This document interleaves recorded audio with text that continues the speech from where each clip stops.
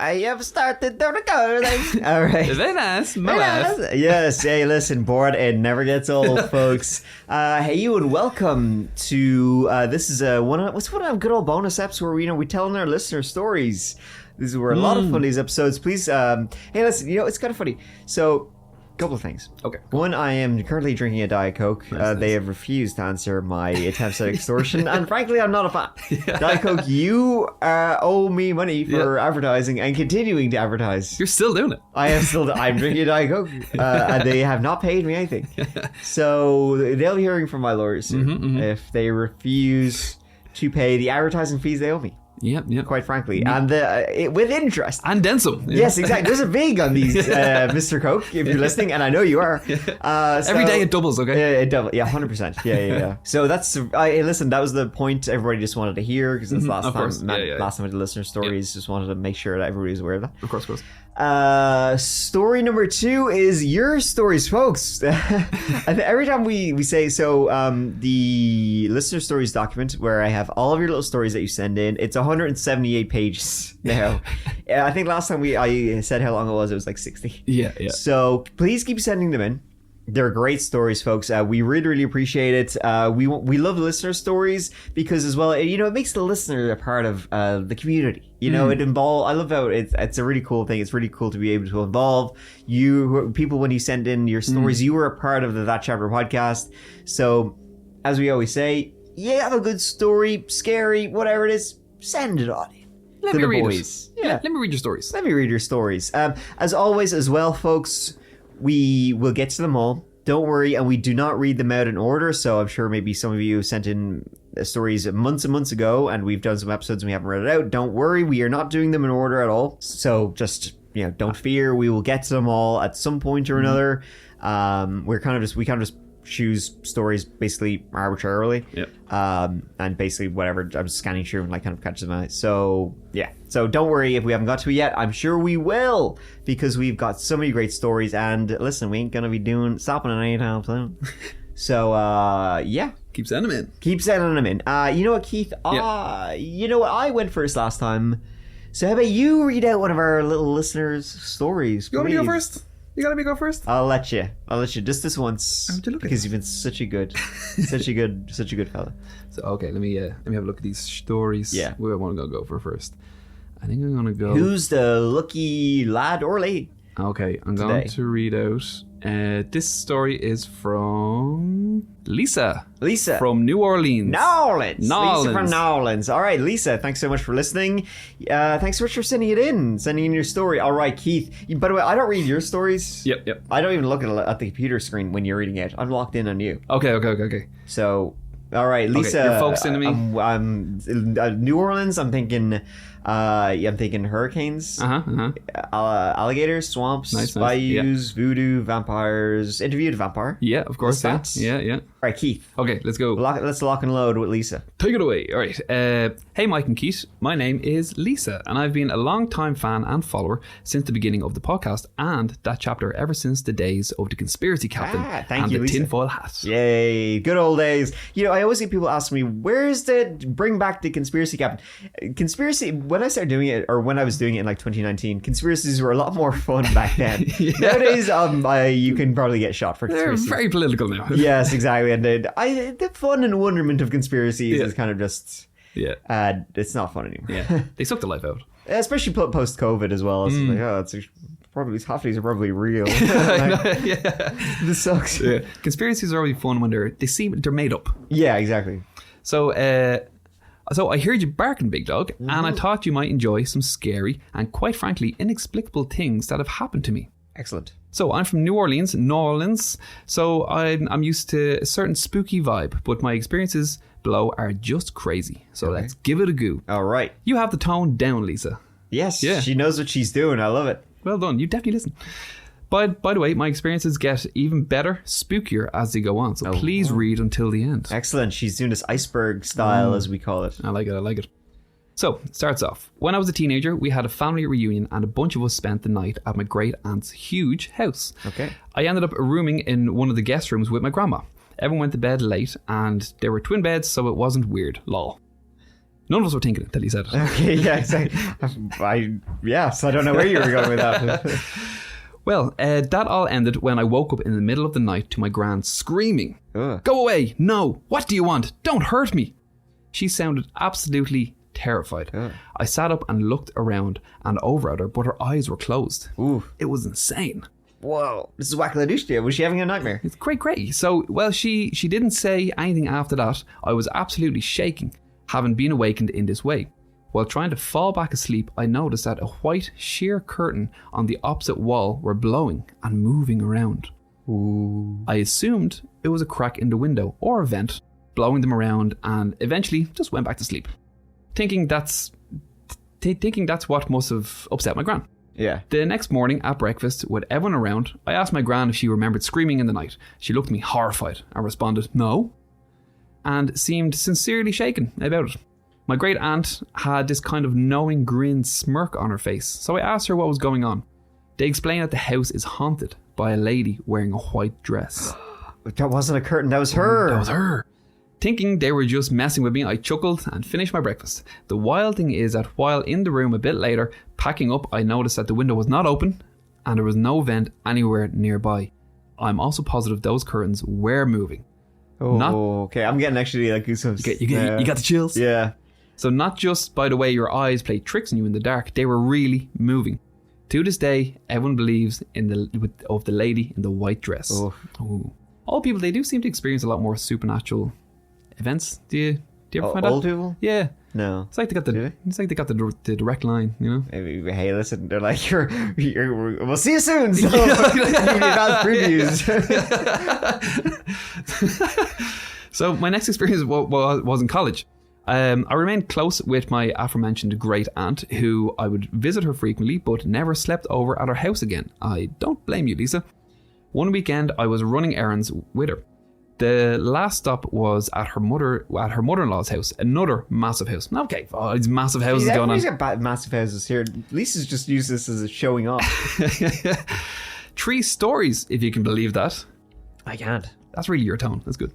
If you can believe that. So it's like listening to myself. It is. Did you write this? So I'd never met the lady before, so I asked my aunt if I could go look around the rest of the house. She said yes, and off I went to go explore. Go ahead, snoop around. Was that actually written there? No. Oh, okay. I was like, gee, oh my god. That was on me, baby. Yeah. Am I that predictable? So after a bit, I decided to head back down, and while descending the stairs at the second floor landing, I saw this little boy. He was very pale and wearing a little old-timey Peaky Blinders style cap, shorts, knee-high socks, leather lace-up shoes, and a little jacket. Mm-hmm. But just like that, he was gone. Scared out of my mind, I ran down and found my aunt and explained what I'd seen. She said, "Oh, you saw Theo. He was your uncle's brother. He had passed when he was a boy," and pointed to a picture on the shelf. It was not only the same boy, but the picture was taken of the same place I'd seen him, on the landing. Was she looking at the picture? Oh, could have been. So I asked if there was another copy of this picture. Maybe I'd seen it elsewhere. They said no, this was the only copy. Keep in mind that my aunt is a blood relative and it's her husband's dead brother I'd seen. I'd never been in that house before. Again, no explanation. Yeah. That's creepy. Yeah. Kind of reminds me of, do you know the dancing boy from Insidious? No, but I don't talk about Insidious while I'm in a dark place. It's scary. You know the one, it's got the tiptoe through the window. Stop. Yeah. Oh, fuck. Jesus Christ. That makes me want to blow my fucking head off. Yeah, there's like so many stories of like ghosts appearing in these like old timey outfits, like from different eras. Mm-hmm. I'd love to hear like a ghost from like our time period.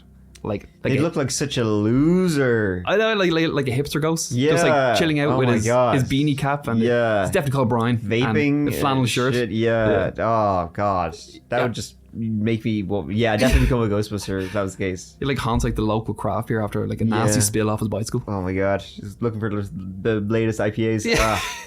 Yeah. So now the next story, it all took place in Chicago. Or my mom calls it Chicago. I know, my dad calls it Chicago Does too. he? Yeah, I don't know why people in the Irish origin people do that. Yeah, it's favorite. So after graduating from college, I wanted to change, to go out into the world and prove myself and everyone else that I could do it. I rented a 2-bedroom flat where the owner lived on the upper floor. It was a very old and beautiful flat. One morning before dawn, I was doing some crunches on the living room floor. Nice. Yeah. Staying tight. Gotta keep fit. I was positioned so that I was laying back. Oh, excuse you. Thank you. Just the one? Yep. Do I wait? Okay, gonna. Okay, go. Thanks for waiting for me. No problem, man. I told you I've got a cold. So it could be that. It could be that mist fan you got in. So I was positioned so that I was laying back so I could see the length of the flat and into my kitchen. Well, at one point, as I was laying on my back, I saw what looked like a woman walking from my kitchen to my bedroom. She was so vivid, I jumped up and looked around. Nothing. Then and there, I stopped doing crunches just before dawn in my living room. No more fit. Just let myself go. Well, there's no dedication there, Lisa. Exercise comes first. So the next experience was in that flat too. I had some friends over and they were in my living room while I was washing the dishes or something in the kitchen sink. It was at night time and the view from my kitchen window was bricks of the neighbouring flat. So you know when it's dark and you look at the window, it's like a mirror? Well, I was standing in front of the window. I was looking down, but still able to see generally around myself. I saw someone walk behind me and go towards my pantry. I asked, "Who's there?" No response. I dried my hands and I went into the pantry. No one was there. I walked back into the living room and asked if anyone had just been in the kitchen. Everyone said no. The bottom of my windows were at least 10 feet off the ground. It couldn't have been anything from outside. Once again, no explanation. Oh, that's weird. Lisa, I think you're haunted. I think she's haunted. It's following you around. Yeah. Then one night I was doing laundry in the basement. The basement door had a bolt lock that required a key to lock and unlock from either side. Basket under my arm, I unlocked the door, put my keys in my pocket, turned the light on and went in. There was another light above the washing machine, so I walked over and turned it on too. After starting the washer, I closed the lid of the machine and flipped the light switch. The light went off and suddenly I was in pitch black. I flipped the switch again and looked around realising that the other light was off and the basement door had been closed. I figured the landlord must not have seen me and turned the light off and closed the door. When I moved in, she did stress how important it was that I'd never leave the basement door unlocked. Ooh. The machines were at the back and sort of around a little corner, so to speak. So I thought this was plausible. So now I want to leave because I was getting a weird feeling. Yeah. I ran over to the light by the door, flicked that light on and run back to the washing machine light and turn it off and head back to the door and realised that it had been bolted. Oh. I thought to myself I better apologise and explain the situation to my landlord because she made such a big deal of keeping the door locked and she must have thought I hadn't. Later that night I heard footsteps going on in her flat, loud heavy footsteps that I was used to. I knocked on the door but she didn't answer. A few days passed and I ran into Pat, my landlord, and I apologised. She giggled and patted my arm and said, "Oh, I've been out of town for over a week, but don't worry about that, it must have been my mom." We went our separate ways and I didn't think much of it until I got a roommate. The same exact thing happened to her. One night she walked into the flat and fussed at me for locking the basement. I told her I didn't, but it must have been Pat or her mom. A couple of days passed and I ran into Pat in the basement. We were chatting and I asked her how her mom was doing. She chuckled and said that her mom had passed over 10 years ago. Wait, what? With what must have been a confused and horrified look on my face, I did that thing where you start like 5 different questions all at once but don't finish any of them. Yeah. Pat just smiled the whole time and said her mom was and is very particular. I'm still blown away, and if I didn't have another witness, I wouldn't have believed it myself. I've since moved back to New Orleans, so if you guys are ever planning a visit, hit me up. I'd hate to see you get stuck into tourist traps or get eaten by the rougarou. He's a swamp monster dwelling, wolfman-like cryptid. Maybe you could cover him in an upcoming podcast. Thanks for reading my stories, and thank you guys for being awesome. Love, Lisa from New Orleans. Wow, Lisa from New Orleans. That was great. That was I really good. enjoyed your story, Lisa. Thank you so much. Yeah. We might take it. I've always wanted to go to New Orleans. Okay, a couple of things. One, we are want to do a cryptids episode, part 2, probably in the next, month or so. Yeah, I came across when we were doing the Axeman. I was kind of looking into New Orleans, and I came across the rougarou. Oh, you did? Yeah, and Cool. he's like basically a swamp werewolf, so he looks quite good. Awesome. There's also another similar cryptid. He's called the Grunch, but Love that. he's like a reptilian goat-like chupacabra type thing. Yeah. The Crunch. Yeah, which is what a name. I think that's a worse name. Yeah. Like imagine like there's like a cryptid meeting and it's just like our next speaker is the Rougarou, and then we got the Grunge. Yeah. So but no, I've always wanted to go to New Orleans. Apparently it rocks. I hear everybody who've been there says they love it. My brother went there and he absolutely fell in love with the city. He loved the cocktails and the bars. He also, again, this is my brother who's he's not really into like horror and stuff like we are. And he was like, yeah, it has this really cool kind of horror haunted, really gothic vibe to it. He said, because he said specifically like, I would love it for the vibe of the city. Yeah, It feels like haunted and spooky. It's like cool. But you know what that reminds me of, her story about the basement of the place I was staying in Boston. Yes, I was thinking of that as well when I was reading it. So for the folks who don't know, when I was in Boston, I was staying in this old brownstone. It was in Back Bay, brownstone, and so the basement and the washer dryer were in the basement of the building. And obviously it's really old building, and so the basement was really creepy. You had a dirt floor. Yeah. And it was like you have to go down these wooden steps, and it was just very, very creepy basement. It was cool. It was cool, yeah. But it was like, it's just gonna be a haunting here. Yeah, it was. It's gonna be right here. Yeah. But no, that was a good story. It was a good story. We enjoyed it. Yeah, really enjoyed that. All right, my turn. Okay, so the story I'm going to read out next. This is from Sean Quilty. He sent it in. Thanks, Sean. Thanks for listening. Thanks for sending in thanks for taking the time. Thanks to everybody who takes time out of their day to write a story and send it in. We appreciate you. And Sean, we particularly appreciate you because I'm going to read out your story. So here we go. Hey, Mike and Keith. Love the podcast. I've been watching Mike's content for a few years now, and it's a great addition. Thanks very much. I've been meaning to send this one in for a while now, ever since you did your first Listener Stories episode. This happened to me back in 2010 when I was living in an apartment with my then girlfriend, now wife, in the Fairmount neighborhood of Philadelphia. For the story to really make sense, I'm going to have to describe the apartment in detail. So here it comes. Keith, are you taking notes? Buckle up. Okay, we got the details. Great. All right.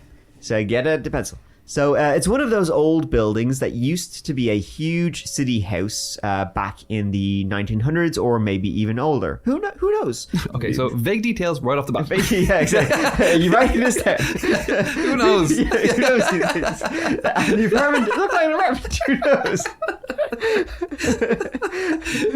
What is a shot? Listen, I don't know.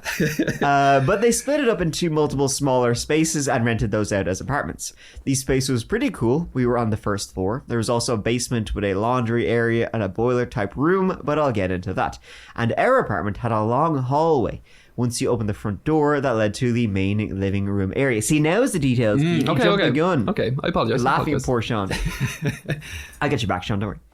So in that main room, there was one bathroom to the right, a back door to a little porch area that stepped down to a little backyard patio type area, and on to the left was a little side room with long shutter-style doors that we used as our bedroom. The only thing you could fit in there was essentially just a queen bed and a narrow side table, and that was that. If you were standing in the main room facing that little bedroom door, to the left was a staircase that led to a downstairs area. There was a little main room, a small room off to the left side that I used as a kind of office space, and on the right was a bigger room that we were initially planning on using as a bedroom when we first moved in, before we realized we couldn't fit our bed down the small stairs. In that big room down there was a sealed off doorway. On the right. That was sealed because it probably went into the basement laundry area and was a remnant of when the building was one big house. By the way, okay, I can see where this is going. I don't read the stories before I get them. Okay. I raw dog them. I think I've said this before, but so I don't read them before I start reading them out. Okay. Because I don't want to spoil it. Yeah. But I can see where this is going. Okay. You've got to, anytime you've blocked off doorway, you know it's bad news. All right. Okay. And so it was a remnant of when the building was one big house. And then to the left was another door that you could open, and it led into this hallway boiler room type area. At the end of that hallway was a door that led outside to a little staircase that was under the little porch area and went up the backyard patio area I mentioned earlier. See, Keith, these details galore here. Okay, very detailed description. I feel apologize, like I Sean. can see it in my head. They are very good details. I apologize. Yeah. Well done. Well done. So, Sean says, I say all that because unless you have a mental picture of this weird apartment setup with these different access points to the outside and other rooms, you wouldn't understand how fucking scary this was for me. Okay, so it's apartment, 2-story apartment, and doors galore. So, one night in April 2010, I'm asleep in that little bedroom that's right to the left of the top of those stairs that lead to the downstairs area. I was having a weird, fucked up dream at the time to begin with, but I woke up from that when I heard a door slam. I figured at first I was hearing another tenant coming back from a late night out or something.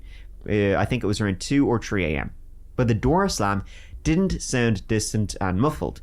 It sounded like it was coming from downstairs in my apartment. So I'm awake now, kind of on edge, and like 20 seconds after I heard the first door slam, I heard another door creak open. Nice. That's a good sound effect. Then I heard some movement downstairs. Then slow footsteps on the stairs and the actual creaking of the stairs. Oh, fuck me. That's terrifying. Yeah, that's scary as shit. That's an intruder, man. Yeah. So now I'm laying there thinking, fuck, I'm awake, I'm not dreaming, this isn't good at all. And my heart is going fucking crazy. As I said, my bedroom door is directly to the left as you get to the top of the stairs. And when I heard those footsteps, okay. Whoa, okay, all right. When I heard those footsteps get to the top of the stairs, I saw a silhouette of a man clear as day lean his head into the doorway, look directly at me and pause for a second, then lean out of the doorway. Now I'm convinced my girlfriend and I are going to be robbed, killed, or both. I reached for my phone as quietly as I could and punched in 911, thinking that I could at least dial and leave the phone on for whoever answered to hear what was going on. Then all the noise stopped, and I just lay there. I kept listening for rummaging around, either going on upstairs or downstairs, but heard absolutely nothing. So I'm 100% sure I heard and saw someone in my apartment, but now I don't know what the fuck is actually going on. So I just laid there, awake, until the sun came up, listening for anything, but never heard anything else. When it was light enough in my apartment, I slowly made my way out of the bedroom and grabbed the biggest kitchen knife I could and slowly went everywhere in the apartment looking to see if anything had been disturbed, but nothing had. Everything was still locked up and my girlfriend heard nothing. Was your girlfriend asleep the whole time?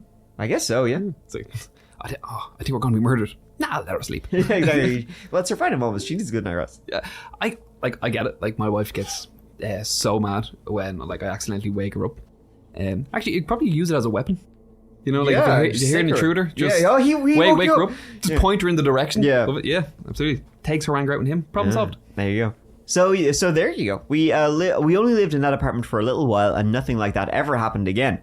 The building was old as shit, and I don't know how much of the history. Was it hypnopompic hallucination or shadow people? No idea.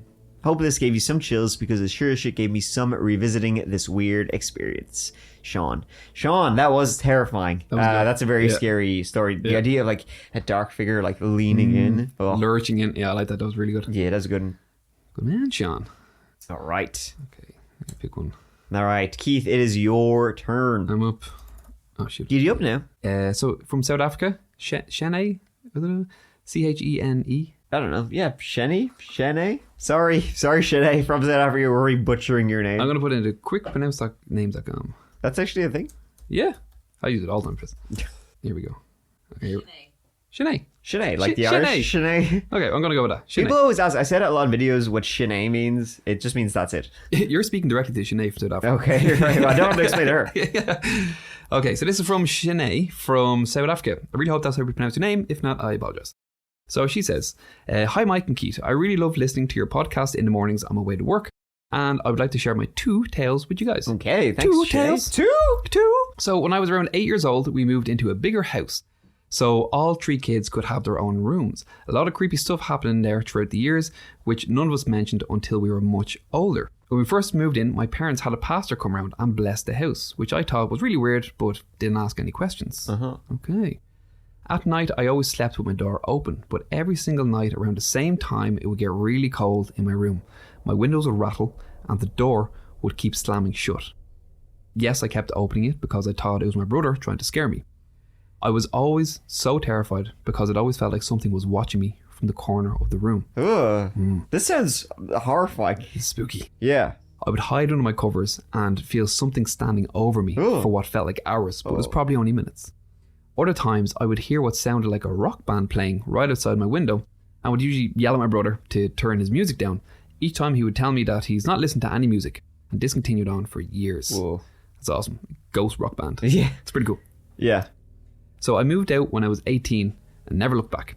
But when my siblings and I got together to bond over childhood trauma, as one does, we started talking about the house. I had been diagnosed with major depressive disorder and wrote all those childhood terrors off as being a symptom of my depression. If my depression gets really bad, I start hallucinating.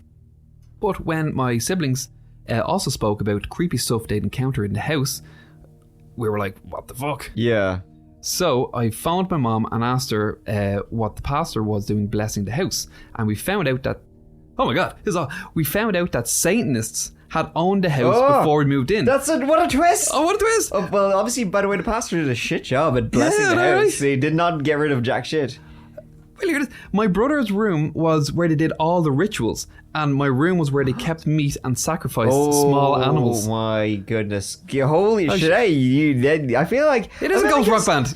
Yes, I feel like this story started out quite innocently or something, and then it's like, oh yeah, by the way, It's turned. Oof. So it turns out my brother and sister had also heard the music playing at random times during the night, and also experienced these shadow figures stalking them. And their windows rattled at night. What I'd written off as depressive episodes had been real all along. Okay, I think you would probably rather they be depressive episodes. Right? I don't want this. Okay, this shit is legit. Oh my God. I hope you found my story interesting. Yes. That's terrifying. Yes, I mean, interesting in the most terrifying of ways. Like, wow. I'm sorry you had to go through it, and obviously it had some effect on your psyche, but that's a crazy story. Yeah, that is crazy. Holy Jesus. Whoa. Now for my bar tale. Okay. So, on the day I turned 18, I went straight to my nearest pub to enjoy my first legal drink. Nice. So he did bring out the pointer finger. I did. Focus it on Keith too. Yeah. A few friends went with me, and we were having a blast. The pub's name was Shamrocks, which is an Irish pub, and nearest one my house, about a kilometre. It was a Wednesday, so we all knew it was a school night, and we wouldn't stay out too late. You know, no matter where I go in the world, there's always an Irish bar. Yeah, I think it's the only thing we export. Yeah, that's true. And like, I'll always go in and order a pint of Guinness and complain the whole time about how it's not as good as Dublin. Yeah, but have about 5 of them. Oh yeah, I'll proceed to have several more just to be sure. Well, you never know. They sometimes do get better. They do, yeah. After like 70, they start. They tend to be pretty good. They all taste the same after that. Yeah. So about an hour after getting our first round of drinks, we heard police sirens in the distance. The next moment, a car chase sped right past us, and the sounds of bullets being fired rang out. The next thing you know, the pub was crawling with police, asking if we'd seen where the car had gone and checking that no one was shot in the process. They also checked our IDs because you could see that we were a bunch of school kids getting hammered. It's something I'll never forget, and I have a lot of bar stories, but I thought you might like this one. Yeah. That's good. It's a good story. It's good. It's kind of overshadowed, though, by the Satanist house that the story began with. Yeah. It was nice. Yeah, I suppose it was a nice, light little touch after that. Yeah. Dark story. Yeah. Wow. Okay. Well, that was a great story you sent in. That's like truly horror movie type stuff. That was really good. You should make a movie out of that one. That's all right. The idea reminds me of, remember, I think I was telling you before, having like, when I was younger, there was a lot of like fake IDs gone around the town that we lived in at the time. Yeah. I think it was because there was like, basically the Irish driving license was like so easy to forge. Yeah. It was basically just a piece of paper. So everyone was doing it, but the local bars kind of caught onto it. So they would only accept card. So I tried to make my own card as an ID. Really? And it did not go well. It was so hard. What happened? It was so hard to make. So basically I kind of like laminated 2 cardboard pieces and then tried to stick them together with like Pritt stick or like paste. Nice. Yeah. I went to like the local nightclub down the road. I went up to the bouncer and I handed it to him and it literally fell apart in his hand. I was like, no, I'll just leave. Or is it? I'll take my leave, sir. Have a good night. Well, that's right. Yeah. All right, Sinead, thank you so much for that story. It's horrifying. And now it's my turn, Mike's turn. All right. So now I've got a story. Okay, this is from Selena. Not sure if it says where you're from, but the story is from Selena. All right, here we go. So, hey, Mike and Keith. First of all, thank you guys for being one of the things I look forward to every week. I won't kiss ass too much, but I love the videos, I love the podcast, all that jazz, and yada yada. You can kiss us. Yeah, we don't mind. I don't mind. Listen, don't be bashful. Tell us how much you love us some more. Okay. Oh, here we go. My name is Selena, and I'm from Massachusetts. Go Mass, my favorite state. I just wanted to reach out and share a couple of my brief paranormal experiences with you. Admittedly, I think they're kind of more cool than creepy, but I figured I'd send them along anyways, as possibly a nice little change of pace. These stories kind of progressed through a couple of years, so I'll do my best to give you a somewhat good timeline. Alright, here we go. First up. My parents had recently gotten divorced in my teen years, and my mom and I were moving into a new house that she was renting from a family friend. This family friend had always told stories about their grandmother, who owned the house back in what I would assume was the 70s, 80s. This family friend and their siblings always said they could sometimes smell their grandmother's very floral perfume when they visited the house after her passing. I myself believe in the paranormal, but most of the time will agree with the more scientific side of things rather than the occult. For the first year or two, neither my mom, sister, or I experienced anything weird.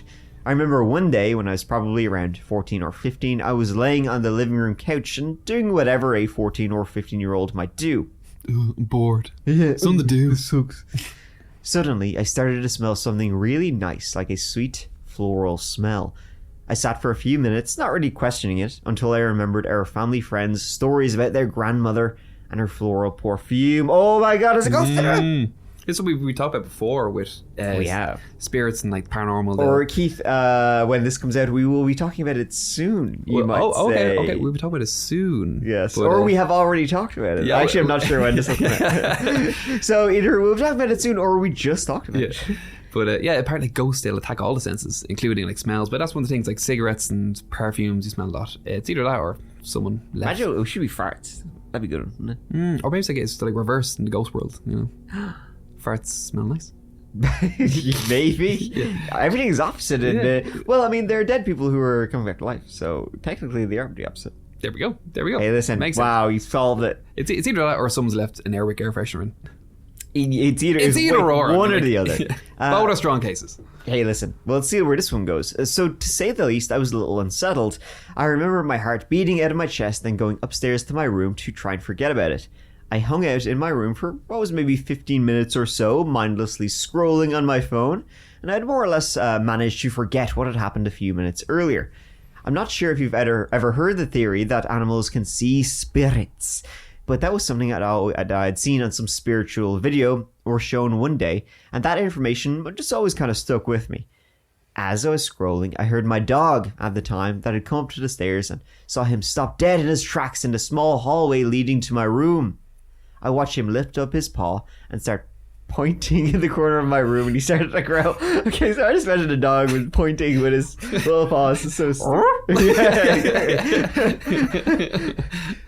a split second later, I started to smell the floral perfume. My dog whimpered a few times and ran back downstairs. This, too, is when I said, fuck this shit, and ran to my mom crying. After that, I never smelled the perfume again for the 4 or 5 years we lived there. But after this experience, I was definitely aware of some sort of spiritual energy in the house. That is pretty scary, like a dog barking in the corner of the room. It's always a creepy one. I mean, the fact that him pointing is kind of hilarious. I know, yeah. But, I've seen a couple of those videos of like dogs or cats just like staring into like seemingly the abyss, which I always find those videos more compelling because like it's either that dog has seen some shit or that dog can act. Yeah, wow. Yeah. Give this boy a medal. Okay, next story from Selena. Sorry, my nose is so blocked. Sorry, guys, if I sound like shit. By the way, in this episode, I have developed a cold. All right, here we go. So, during the last 3 or 4 years living in this house, my mom and I spent a lot of time together watching TV in the living room. My mom had always been into family heirlooms, like the bells her mom collected and the various clocks her grandmother had passed down. We had a small side table in the corner of the room to display some of these clocks, one of which was an old leather travel alarm clock. The picture is attached. but you'll never see. Yes, exactly. Yeah, folks, it looks like a leather travel alarm clock. One day, as my mom and I were watching TV, she was reminiscing on the old times and telling me about my great-grandmother and her mother, as I only knew them when I was very young. During our little powwow, this travel alarm clock suddenly started chiming. I saw my mom's face drop in disbelief before she told me that clock hadn't worked in 20 years, and she wasn't even sure it had batteries in it. As the clock continued to chime, I looked in the corner at the clock and said something along the lines of, "Nana, stop, that's kind of like really freaky." The clock immediately stopped chiming, and it never chimed since. Oh, that's weird. Yeah, and it's good you told your Nana to stop it. She might keep it going. Oh, I'm sorry. Yeah, sorry about that. All right, next story. The final spiritual experience I had in this house was probably within a few months of the previous one. Again, my mom and I were sitting in the living room, shooting the shit and talking about her family, as it's something I really like to hear about. We're chatting away when we hear a loud crash, coming from upstairs, like something fell from fairly high off the ground. My mom decided to go take a look, and she came back with a box in her hands, filled with all kinds of papers. I asked her if that's what fell, and she nodded and opened the box for me to see what was inside. It was all sorts of family papers, documents, like birth and death certificates, as well as some pictures and other personal papers belonging to members of our family that had passed. Not to mention, this box was stored in the tiny closet in my room. It was the only thing on the very top shelf of that closet, and the door was always shut. Somehow the box had fallen off the shelf and pushed the door open so that papers were lying all over my bedroom floor. Wow, okay, that's freaky. Yeah. That creeps me out. That makes me think it's like, oh my god, is somebody going to die or something? Like, you know what I mean? It's like that's the signs, like warnings. Oh, somebody, that kind of shit. Oh, that's weird. Yeah, not a fan of that. I mean, I'm a fan of your storytelling, so I'm just not a fan of that happening. All right, so my final short little story happened after moving out of the previous house. I was maybe 16 or 17 at the time, and like most teenage girls, not very happy to be moving into my stepdad's house. During the early years, I held a lot of resentment towards my stepdad for one reason or another, and we just overall didn't have the best of relationships. During this time, we were still transitioning into the new house and had not yet gotten the opportunity to rearrange the house so I could have my own little bedroom. I slept on the pull-out couch in the living room for the first couple of weeks, but always had issues falling asleep. I had a feeling I was being watched from the hallway, almost like someone was sizing me up.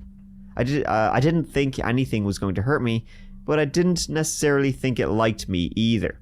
I tried mentioning this to my mom and stepdad, asking if anyone had ever passed in the house. They both told me they were unsure. I tried to do some mediocre research online, but came up with nothing. The idea of being watched is just, that's, hey, listen, official mic stance, no bueno. I'll tell you that. It's bold stance. Yeah, thank you. Years later, a long very brave. Yes, they listen. You folks, we have some divisive opinions. Some people think we might be crazy. Some of you might try and cancel us for some of their out there opinions. But being watched by a ghost, brave. I'm gonna say it. Yes, exactly. I'm gonna say it. I'm not afraid to. Years later, on a long car ride, I decided to bring this up again to my mom and stepdad. But this time, I hated my stepdad a lot less, and I hadn't felt the same feeling of someone watching me for a long time. I wanted to say it only lasted the first couple of weeks of being in the house. I asked again if they knew if anyone had died in the house, as my experience was something that always stuck with me. To my surprise, my stepdad told me his grandmother actually died in the house, but he didn't want to tell me when I was younger because he thought it would scare me out of sleeping at the house. To this day, I'm kind of convinced that my stepdad's grandmother was watching me, and she knew I didn't have the best things to say about her grands. Oh, she's, you fucking bitch. I'll show you. Yeah. I think when she realized I was no threat and was just being a dumb girl, she backed off and let me live the rest of my time with my mom and stepdad in peace. Maybe your grandmother from the other house went over and sorted her out. Yep. Oh, squared up. Yeah, Granny got your back. Nice. From the other side. Since these events, I haven't had any other paranormal experiences. I'm convinced that the first house my mom and I lived together in had some kind of energy that helped spirits find ways of communication. However, a potentially creepy twist is the thought that sometimes more malevolent spirits pose as family or friends to kind of tease or play with the living. If they were trying to communicate with you, they weren't getting their point across. Here's all papers and we're ringing an alarm. Damn, I wish I could write. Anyways, that's all I've really got for you, Mikey man and Keithy boy. You're the boy, I'm the man. Nice, Selena. I hope you enjoyed my few short stories and keep doing what you're doing. Stay cool, dudes. That's Selena. Thank you. That's great. They're also really, really enjoyed them. Thank you so much for sending them in. Thank you also for saying I'm the man, Keith the boy. Yeah, no, that's good. Good ass stories. Appreciate that. Really, really liked it. Didn't like the end when you said I was the boy, but yeah, I'll let it slide. Okay, just this once. All right. Okay, here we go. Okay, I have one here. It's from Jyoti from India. Jyoti from India. Nice. We've never had one from India before. No. First time, long time. Yeah, excellent. So, hello to you, Mike and Keith. My name is Jyoti. I am from India. Today, Hello. Today, I want to share a bizarre experience I had when I shifted to a new home in New Delhi. Okay. It was a 2-bed flat in a well-to-do neighborhood. I was quite happy and thrilled to live alone for the first time since I was born. Nice. First. So listen, living at large in New Delhi. That's it. You've got an it. apartment to herself. Killing it. Hey, listen. Jealous. You have an apartment. I know, but not to myself. Ah, that's true. So first, everything was okay. Me and my 2 relatives helped me with the things as it was quite cumbersome and hectic. Mm-hmm. On my first night, my relatives went home after we ate takeaway. Nice. I was tired to the bone, so I went to bed early. I don't remember the time exactly, but around 2 or 3 a.m. I first started hearing shuffling sounded. I was groggy, but I thought, oh shit, I must have a mouse. I know where this is going, Jody. It's not a miss. I'll check it out tomorrow. Then I felt cold, even though it was midsummer. Then I saw it, hovering above me with her long hair staring at me. I screamed. Are you serious? Yeah. So I screamed. I kept staring at her and then I blinked and everything was normal. Oh. I was frozen for some time and then I jumped out of bed and switched on my light. I was wondering whether I was dreaming or not, so I called my brother, who lived half an hour from the new apartment. He told me it was my imagination. I was like, in other words, I'm not coming over. There's not a chance. It's 3 o'clock in the morning. You think I'm driving? It sounds like a you problem. Yeah. So I felt that too, but I had this inkling feeling that what I saw was true. So I waited around 1 hour. It was morning, and now some neighbours had started their morning jogging and yogas. Only then I went to sleep, opening all the windows and turning on all the lights. After that, everything was fairly well, and I organised my things. Around 4 or 5 p.m, I was listing things that I had to purchase from local grocery stores. I was sitting on the dining room chair. I have 2 chairs, as I lived alone. 2 chairs? I didn't think that I needed more than 2 chairs. That's true. If you lived alone, you actually had double the amount you needed. So. Exactly. Yeah. Jody, throw one of those chairs out. You don't need it. One would suffice. Yeah. The ghost will just sit. Yeah, you're just inviting them. Yeah. Here's a chair for you. Room for one more. Yeah. So as I said, I was busy. That's like her intro. As I said, I was busy. Interrupting us with your stupid points on these stories. As I said, I was busy writing my list when I saw something out of the corner of my eye. I lifted my head to see what it was, and then I saw her staring at me. I have this bad habit of staring too. I screamed again, ran to the apartment door and jumped out. Wait, this is the second creepy face. So the same creepy face? Same creepy face. Wait, so she said she's a bad habit of staring. Maybe she was at a mirror. Oh, it could be. Chance. Maybe, perhaps. This person's staring at me. Let's see where it goes. Yeah. So my front door, jumped out my front door. That's okay. Sorry, I can't stop making. I think it's, but wouldn't that help? That's a good. I should make my own M. Night Shyamalan movie. Okay. The twist. The twist mirror. Mirror. Terrible. No, that's a terrible twist. I think it'd be good. It was a mirror. Yes, the whole time. Okay, mirrors. Called the evil mirror. Is that what the evil mirror? Okay. So you've given away the twist. Shit. Okay. The twist is the mirror. You've given away. Okay. I'll call it glass. Oh, he already moved the glass. I'll think of something. The movie's called Not Mirrors. Stop thinking about mirrors. It's nothing to do with mirrors. It's not a mirror, okay? It's not. So my neighbours were coming up the stairs. She saw me and consoled me. And while I told her what happened, I told her, but I remember her face going white. I thought maybe she was thinking I'm nuts. If someone had told me that they'd seen a ghost 2 days ago, I would have laughed in their face, and here I am sharing with you my encounter. Well, back to the story. My neighbour didn't tell me anything, but the only thing she did say was I should speak with a spiritual master. We call him a pandit. but I just ignored that advice. That's amazing. That's brilliant. Somebody told me I was solving problem. I was like, you should see a spiritual manager. No way, weirdo. So I slammed the front door in her face. I love this. This is great. This is brilliant. Hey, think of this is like you and your holidays. Think of the story. Think of the content. Somebody told me how to solve problems, but I ignored them and I continued experiencing the same problems and moved on. So, I was thinking something is not right with this apartment. I have to find a new apartment to rent. So I packed my clothes and went to my brother's place for some time. Around 4 to 5 days, I found the new apartment and started shifting things there.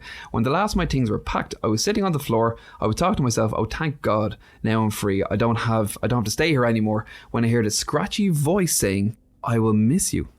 Oh, I froze. I knew exactly who was talking to me as the movers were downstairs. I was alone here. I lifted my head and said to her, now you can live alone. I'm out. Congratulations. I was literally shaking and there she was staring at me. Oh. It was evening time when the windows were open, so the light was coming from there. I saw her with a lonely expression when I turned to run outside with my things and jumped in the car to speed off. As I was turning the gate of the main entrance, I saw a black shadow on my window waving at me. I was freaked out but happy at last it didn't harm me. Whoa. That seems like the ghost wanted a friend.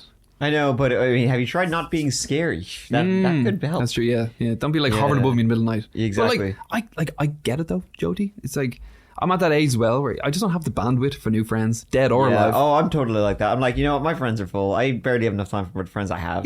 I'm not filling. It's like I was talking to this about my wife the other day, and she's talking about music, and I was just like, I gotta stop you right there. She's got like some singer who is barely everywhere, and I can't remember what their name was even. I've already forgotten. But they're selling at concerts. They're like popular now or whatever. And I said, I'm gonna stop you right there. I don't care. My music is full. I don't have room for more bands in my life or singers or whoever this is. That's so weird. I'm gonna stop right there. That's honestly that's my response to most things right now. But we're gonna stop right now. I don't care. I keep hearing it. It's like even somebody was talking about the news or like something that was going on in the world, and I was like, I don't care, dude. I just stopped everything now. Yeah, I'm too full with information. Exactly. I've had enough. Yes. Yeah. I'm just gonna stop it right there. If it's about news or politics or whatever, I don't care. You just don't tell me. It's okay. Leave me alone. Yes, please.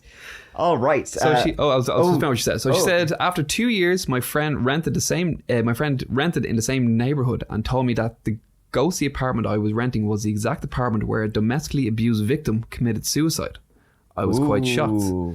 Well, here ends my story. If you read that, then tell me how it is. It is freaky as today. Just thinking about it gives me the chills. It is freaky. It is terrifying. Very chilly. Great story. Really enjoyed it. Very, very good. Okay. Wow. Couple of laughs as well thrown in. That was good. That was good. All right, folks. Thanks, Jody, for sending in your story. Now it's Mike's turn. Nice. All right. So I think this is the last story, right? Yeah, we usually, so when we're doing it, folks, we usually do tree. I read tree. Keith reads tree. So this last one is from. Oh wait, who's this from? Sorry. I always like to read out the names and it's where they're from. I want to make sure I give y'all credit. Give me a 1 second. This story is from Phil. He's sending in his story from Vancouver, Canada. Vancouver. All right. Hey, Mike and... I always wanted to go to Vancouver. Yeah. Most famous for where the X-Files was shot. That's true. Yeah. Currently on another binge of it as we speak. I think it has like the same sort of climate as Ireland, just kind of. It does. I mean, it looks like that. It just looks pretty wet all the time and just yeah. But like with much really cool forests. Really cool mountains and stuff. A more beautiful version of Ireland, maybe. But it looks awesome. Always wanted to go to Vancouver. So maybe not after this story. That's all right. Hey, Mike and Keith, a longtime watcher and listener of that chapter here. First off, I have to say, Keith sounds like my brother from another mother. Hey-o. Canadian here, though I'm on the west coast of Vancouver. Keith, you've never been to Canada, have you? I was briefly there. Did I not tell you? Well, no, I don't. You've never. You keep it to yourself. Okay, yeah. That you used to live in Canada. Well, I have some stories for you. Oh, okay. Well, I can't wait. Well, he's in Vancouver though, not Toronto. So Same. Let the record show I'm doing the motion towards Keith where you put your thumb on your nose and waggle your fingers. So I just want that to be shown. So, but Sum 41 and Billy Talent are literally my two favorite bands. So when I heard that Keith went to their concerts, that gave me a strange sense of Canadian pride. Is that weird? Keith, yes, you recently have been in the last couple of months been to both a Sum 41 and Billy Talent concert, and Billy Talent are your favourite band. Billy Talent's my favourite. I haven't I've been to Sum 41 very recently. Billy Talent, but it was recent. It was like in the last year. When was it? Weren't you in Billy Talent like over, wasn't it May or something? No, that was Sum 41. Billy Talent was they rarely come to Ireland. If anyone knows Billy Talent, tell them to get over here. Yeah, exactly. Get your ass over here. All right, sorry, my bad. I thought you'd seen him recently. Well, hey, listen, Phil, you know, you're Canadian, from one Canadian to another. Let Billy Talent know. Pop on over. Yeah, pop on. Keep missing him. I'm sure you know them. Anyway, give me a shout if you're ever in Vancouver. Drinks on me. There you go, Keith. Absolutely. We'll grab our toques. What's a toque? It's a beanie hat. Oh, We'll pick up a pack of, or grab a pack of 2 for us. Get some Canadian Molson. Yeah, fucking right, eh? There you go. All right, so I've got 2 stories for you guys. I'll start this off by saying I am the biggest non-believer in anything paranormal or spiritual. I'm a mechanic. Sorry, Phil, you're right. I'm a mechanical engineer, not religious. I'm as sciencey and numbersy as it gets. Horoscopes? Nah. Strange noises at home? That's just the building expanding and contracting from the temperatures. Yeah. I'm one of those guys. Phil, the way you wrote this is excellent. Excellent. I do have the urge to scare. But I've experienced 2 events that still have me baffled to this day. Be warned. Phil, you are a hoot. The second one is truly, truly fucked. I don't even know if it should be told on your podcast. Ooh, okay.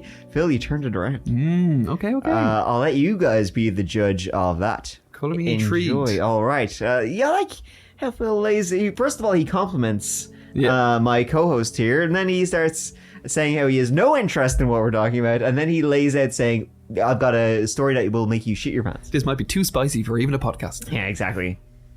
Too extreme for TV kind of thing. All right. Quick note, my mom is somewhat religious and spiritual, while I am not at all. That's kind of relevant for the first story. All right. Event 1. Keith, are you locked in? I am. Excellent. Zoned in, man. Excellent. Let's do this. All right. Event 1. About 8 years ago, I was at the hospital with my entire family when my grandpa was about to pass away. We were all saying our goodbyes, and it was a very emotional moment. We were all crying at my grandpa's bedside while trying to keep it together to comfort him in his last moments. My grandma had already passed away years before, and something my grandpa kept saying to my mom was, on the bright side, I'll get to see your mom soon. Oh, this is so sad. All right. It was around midnight at this time, so the hospital was a bit dark. They could have the lights in and around the patient rooms dimmed so the patients could sleep. At one point, I took a few steps away from the bed to sit down and gather myself because I was crying. I went to get a tissue to blow my nose, and when I turned around, I swear on my life, I saw 3 shadowy, human-like figures float towards my grandpa's bed. I quickly shook my head and rubbed my eyes, and the figures were gone. Like a cartoon. What? Yeah. the proper cartoon. Yeah. I didn't think much of it. Maybe it was just some reflection or my eyes playing tricks on me or whatever. I didn't say anything to anyone, and he wrote that in bold, so that's important. And I just shrugged it off. Less than a minute later, the doctor came in, closed the curtain, and told us he had passed away. Ooh, that's okay. Now in the car at home, my mom was driving and my aunt was in the front passenger seat. I was sitting in the back of the car. So we're in the car. I hadn't said a word to anyone about anything. Then, out of nowhere, my aunt asked my mom, did you see the 3 spirits come to Dad right when he died? And my mom replied, yes, it was Mom, Grandma, and Grandpa coming to pick up Dad. Oh, that's nice. Well, yeah, I mean, it's nice, but it's also like chills, baby. That's spooky. Yeah. Yeah, good though. I mean, it is kind of sweet and comforting. Yeah, but it it's is, also like, be gone! Okay, all right. This is event number 2. All right, now into the fucked up one. All right, this one is truly fucked. I hope you're ready. This one happened about 3 years ago. So I live in an older apartment building, and one of my close friends, let's call him Dan, lives in the same building as me. As you would imagine, we spend a lot of time at each other's apartments simply because we're both right there. We see each other almost every day just to play video games, watch sports, have some beers, order food, and so on and so forth. Typical bachelor bro things. We usually hung out at Dan's place more because he had the Nintendo. So in the apartment unit above Dan's unit lived an old man named, let's call him Jim. And Jim was an old dude. He had an oxygen thing and one of those clickety-clackety walker things. Jim was always kind of cranky and grumpy all the time, but hey, who isn't at that age? I agree. Yeah. You know what? I kind of hate old bitches when they're rude and grumpy, but at the same time, I was like, I can't wait to be old. I'm looking forward to be a fucking bastard. Yeah, I know. Yeah. Like, not giving a shit about it. Yeah, it's going to be great. And one thing that always slightly annoyed Dan was that Jim's walker was always really noisy. Dan, living in the unit below Jim, had to listen to the thumping from Jim's walker through the ceiling all day, every day, just thump, thump, thump. But we never raised it as an issue to the building manager. Jim was old, and it wasn't like he asked to need the walker, so Dan just learned to live with it. How much walking is he doing, though, this old guy? Right. He's spending all day doing his exercise. So as I said, Dan and I are always at each other's places just to hang out. And this one particular day, at Dan's, we noticed the thumping on the ceiling was getting louder and louder. We would even joke, like, Jesus, is Jim taking up tap dancing or what? Just replaces walk with a pogo stick. Yeah, enjoy. So as per usual, we continued playing video games, and that was that. The next evening, Dan and I went out together to pick up some beers and some food. We went back to our building, and as we walked through the lobby, we saw Jim in the mail area. We said hey and took the elevator up to Dan's apartment. So we were drinking the beers, eating the slices, playing the video games, typical dude's night like any other. And again, as always, thump, thump, thump from the ceiling.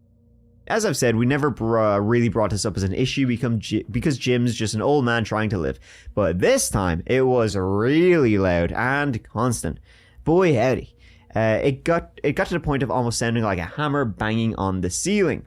On and off again for an hour now. It was around midnight at this point. So Dan finally got fed up and started hitting the ceiling with a hockey stick. I love that. So Shut up over there. Yeah, with a hockey stick. Hey, what's this all about? Fucking hooser. The thumping stopped. We continued playing video games, and then after a while, we started to feel kind of bad for doing that. Dan said, dude, do you think we should check on Jim, or should I go up and apologize? I feel kind of bad. And I said, I don't know, it's past midnight and the noise stopped. He's probably just sleeping. Dan said, yeah, you're probably right. Maybe I'll say hey to him tomorrow. Now, before I go on, Dan is a big dude. Plays hockey and rugby, over 6 feet tall. Just so you have an idea. So we continue. Okay, now, some of the story is freaking me out for sure. I don't know where it's going. Yeah, this is creeping me out. So we continued playing video games, same old. After a while, Dan went to use the bathroom, and I was in the living room just checking my phone. Then, out of nowhere, there was a loud crashing noise and Dan was screaming at the top of his lungs. I dashed over to the bathroom as Dan dashed out and ran into me. Dan was covered in blood, with blood raining down from the bathroom ceiling. What? Oh, a dead body was hanging down through the ceiling. It was straight out of a horror movie. Keith has his hand on his head. He is so shocked by this. A giant waft of this god-awful smell instantly filled the apartment. Bill, you did set yourself up there by saying how effed up and maybe we shouldn't read this. You knocked this one out of the park. I did not see that. Me neither. Okay. The bathroom ceiling had collapsed from all the blood and body fluids from this decomposing body. It was Jim. Jesus. I immediately called the police. Dan and I were in shock. Dan threw up. I threw up. It was fucked. The cops came. The building manager came. The smell was so bad, one of the cops even threw up. The cops took our information and allowed Dan and I to go over to my apartment to shower and get cleaned up. So, Mike, when you talk about the dead body smell in your crime cases, I know very well what you're talking about. It is absolutely the worst thing I've ever experienced. The smell was exponentially worse than the blood and the dead body visuals. I'm not even exaggerating. I'm actually glad I'm reading this story last. Because this is... I don't know where you go from there. Yeah, no. We had to throw away the clothes we were wearing because it was that bad. Even after our showers, we could still smell it on us. We even had to throw away the towels we used. So after we were cleaned up, we stayed at my place and barely spoke. We were still in shock. The cops and building manager came to speak with us again. Dan and I were freaking out a bit because we started to wonder if the loud thumping we were hearing was some sort of cry for help.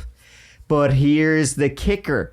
The cops said Jim had been dead for at least 2 weeks. What? Jesus. Oh, Jim's ghost was banging on the floor. Or the poke stick. I love how you banished his ghost by banging a hockey stick against his... And then he listened. Go on, shut up in there! Oh my god. This added even more to our shock and confusion. We'd been hearing the thumping from Jim's walker all week. We both even remember seeing Jim in the lobby that night when we were coming back to the apartment. The cops said, that's not possible. He's been dead for a long time. To this day, we still don't have an explanation. If it were just me, I would think that I'm going nuts. But Dan also confirmed about the noise all week and seeing Jim in the lobby that very night. Dan obviously moved the fuck out of his apartment as soon as possible, and I'm still living in the building, but every time I hear a thump from the ceiling now, it gives me chills. Jesus. I have chills. Phil, what a story. Knocked that out of the park. Yeah, you knocked that one out of the park. Wow, okay. I think we gotta leave it there, folks. Yeah. I don't think there's any story. Hey, listen, you guys are great stories, but I don't think we can follow that one in this episode. Wow, great story. I'm kind of in shock after that one. I know, right? Let you know what to say. That was fantastic. All right. Like it was obviously horrible. It's a horrifying story, but I know what you mean. It's a fantastic story to tell, but it's a horrifying story to tell also. Yes, I completely agree. Wow, Phil, thanks for sending that in. Yeah. I'm kind of speechless after that.